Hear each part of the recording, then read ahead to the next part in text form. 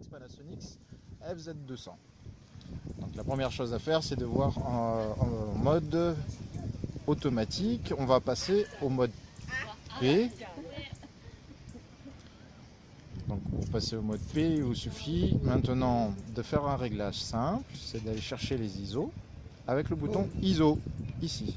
En appuyant dessus, vous sélectionnez les petits réglages ISO qui vous convient, 200 ISO s'il y a beaucoup de lumière et 800 ISO si il fait sombre, comme s'il pourrait par exemple faire nuit.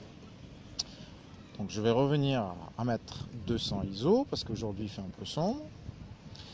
Et maintenant, pour avoir l'éclairage qui convient, simplement appuyer sur le bouton ici qui est le correcteur de lumière, et ensuite une fois qu'il est devenu jaune, le témoin propose entre 0, plus 3, moins 3. Si je tourne la molette en direction des moins 3, cela s'assombrit, et en direction de plus 3, ça s'éclaircit.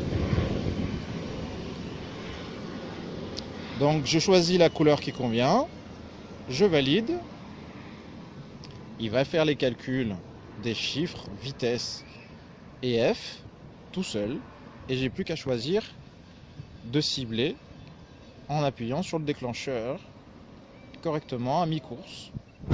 Le curseur va devenir vert et je peux donc prendre la photo. Si je la trouve trop sombre, je rappuie sur le bouton plus et moins et je fais tourner la molette pour éclaircir la photo.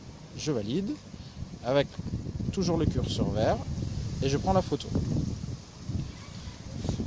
La photo étant prise, je peux aussi faire autrement, c'est-à-dire le mode A. En changeant le mode A, nous avons donc la priorité sur le bouton de l'ouverture F. Ça permettra de faire net quelque part sur un premier plan et flou derrière. Donc là, la même chose que tout à l'heure, je choisis les ISO comme il me convient, 200 ISO. Je n'oublie pas de tourner la molette pour avoir accès au F, 2.8. On voit que c'est net sur la bordure et que je peux choisir en mode P, en mode A, en mode S ou en mode M. J'ai toujours le droit de choisir le bouton du cibleur ici afin de changer le cibleur et de le positionner où j'ai envie. Je peux grossir ou rapetissir avec la molette. Ce cibleur, une fois qu'il est fait, et je pourrais encore le modifier si je reviens dessus, le bouton cibleur, je change, j'ai 23 zones, ou j'ai le détecteur spécial. Il faut que je le positionne, par exemple, ce détecteur spécial cibleur.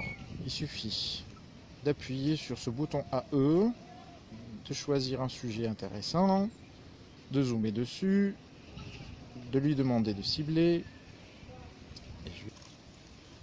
Voilà, c'est plus simple pour moi de cibler avec ce cibleur-là. Maintenant, c'est à vous de choisir ce que vous voulez.